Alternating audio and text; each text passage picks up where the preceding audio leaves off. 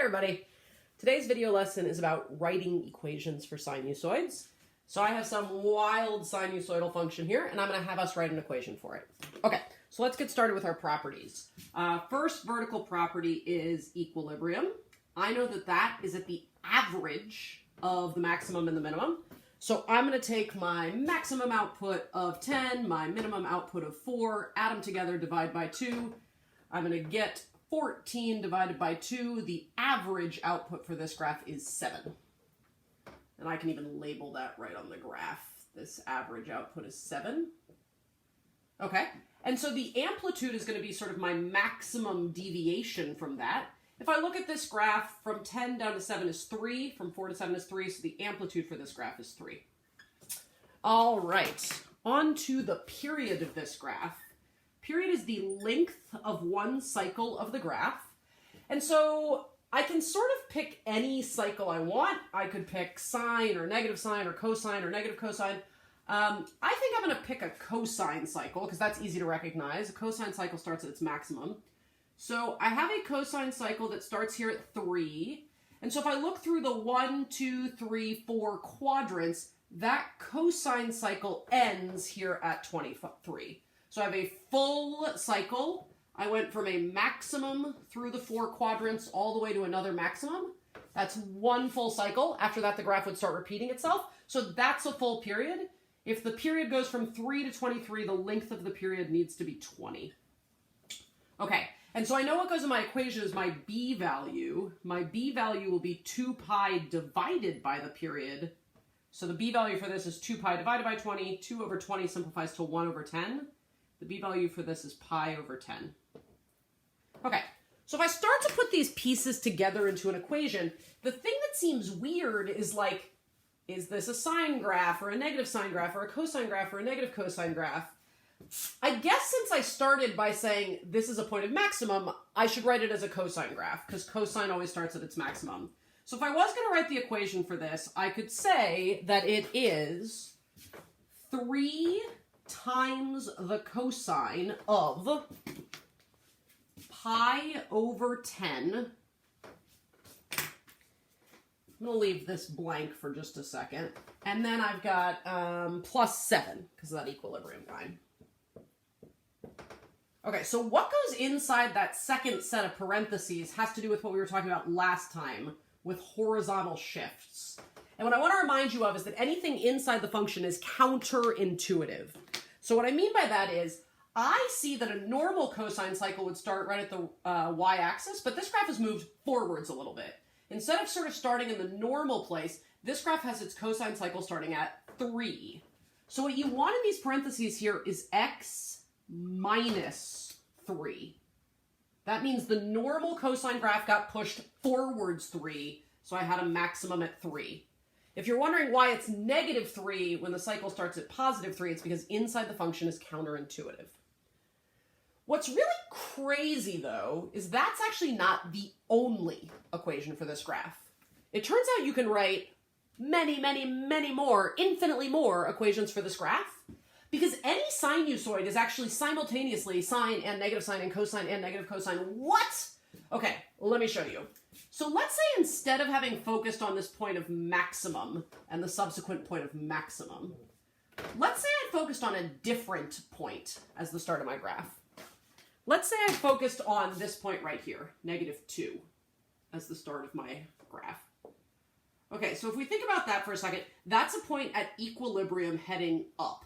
That actually looks like a regular sine cycle. If I try to figure out where the end of that cycle is, it goes through quadrant 1, 2, 3, 4. 18 is where that cycle ends, right? I've gone up and back down, and so then I'm at equilibrium heading up again. That's like the start of the next cycle. You'll notice the length of the period is still 20. It is still 20 units from the start of the cycle to the end of the cycle. So I still have the same period, I still have the same b value. The difference is that if I want to write the equation, I would have a different shift. So an alternate equation for this exact same function is what if instead of 3 cosine, I did 3 sine? Everything is going to be the same in terms of the amplitude in terms of the equilibrium, in terms of the period and the b value. Everything's exactly the same. It's just that a sine cycle, equilibrium heading up, that would normally start at the y-axis. That actually got moved backwards too. So I guess this would have to be inside the sine equation, x plus 2. Again, if you're wondering where that plus 2 comes from, it's that the sine cycle starts at -2 and inside the function is counterintuitive. This graph, you could write as many equations for as you wanted to if you just decide where different cycles start. I have a cosine cycle that starts at x equals 3, so I wrote x minus 3 when I wrote a cosine equation. I had a sine cycle, equilibrium heading up, starting at -2. That's why I had x plus 2 inside the sine equation. Every sinusoid has infinitely many equations if you just look for where the different cycles start. And that's what we're going to be playing with today. So I'm going to get rid of this graph. Bye-bye graph. Lehitraut graph. And what I'm going to do is I'm going to give us something different to graph. So let's say that I asked you guys to make a graph of the equation y equals 2 sine 1/6 of x minus pi plus 3. Okay, so this is what we practiced on the last video. Let's just take this step by step. So equilibrium is at 3. The vertical shift is your equilibrium. So if I'm going to start drawing this graph, I can draw an equilibrium line at 3. The amplitude for this graph is 2. So I'm going to go up to a maximum of 5, down to a minimum of 1. The b value for this graph is 1/6. Okay, I know that the period will be 2 pi divided by 1/6. When you divide by a fraction, you actually want to multiply by the reciprocal. So I'm going to do 2 pi times 6. The period for this graph is 12 pi. That means that the quarter period will be that divided by 4. The quarter period is 3 pi. Okay, so this graph had a cycle start or a shift of minus pi, meaning that the regular sine graph got moved forwards pi. I'm going to have my sine cycle start at pi. The cycle starts at x equals pi. Because it's minus pi here and it's counterintuitive, the cycle starts at regular pi. And the period tells us how long it is to get to the end of the cycle. So if it starts at pi, it ends 12 pi later. That means that it's going to end at 13 pi. So I'm going to say here's 13 pi. That's where my cycle ends. All right, so it's a sine cycle, meaning it should start at equilibrium and head up. So I'm going to start at equilibrium and do 1, 2, 3, 4 quadrants, going forever forwards, forever backwards. And the quarter period is 3 pi, so like this must be at 4 pi, this must be at 7 pi, this must be at 10 pi, and then yeah, I get to 13 pi. So here's a crazy fact. I gave you this equation to get this graph, but you could actually write lots of other different equations that would produce that exact same graph. This graph has infinitely many equations. They'll all have the same equilibrium, amplitude, and period from the b value. So for instance, I can write an equation that has the same 2 and the same 1/6 and the same 3. Notice I've kept everything the same in terms of the stuff outside the function and in terms of that b value. The only thing that's going to be different now that I'm writing a cosine equation is that I have to look for the start of a cosine cycle for my shift. Where does a cosine cycle start? It starts at its maximum. So here's what I'm going to do. I'm going to say for a cosine graph, my cycle will start at a maximum. So here's a maximum at 4 pi. So if you wanted to write this as a cosine graph, you could write x minus 4 pi. Inside the function is counterintuitive. So if a cosine cycle starts at positive 4 pi, you'll write x minus 4 pi. I could even write another equation for this exact same graph. Let's say I wanted to write this graph as a negative cosine graph. Notice I'm keeping everything exactly the same in terms of my equilibrium, in terms of my amplitude, in terms of my period and my b-value, because it's still the same graph. I'm just saying, I bet I could write an equation for that graph with negative cosine. So here's what you have to think. Where does a negative cosine cycle start? Negative cosine starts at its minimum. Where do I see a minimum? Where do I see the start of a negative cosine cycle? It's right here. There's a point of minimum. That's the start of a negative cosine cycle. Right from here, we would see a negative cosine cycle. So I can say that this would be x minus 10 pi.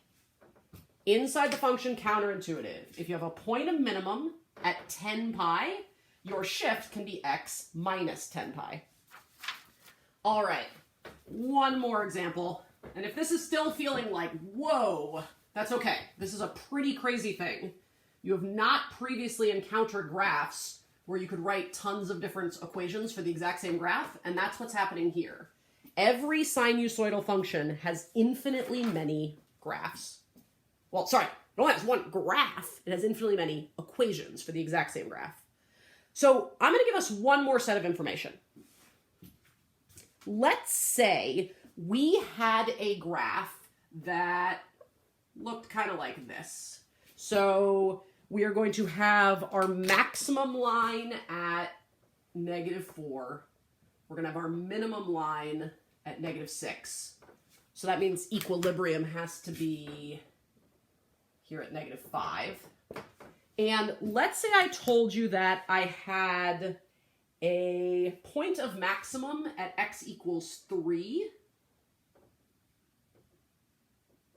And I had a point at equilibrium right after that at 13. Okay, so that's a quarter of the period. Can we figure out some more points? Well, yeah, if I went 10 to do sort of 1/4, I can do another 10 to get to the bottom. That's 23.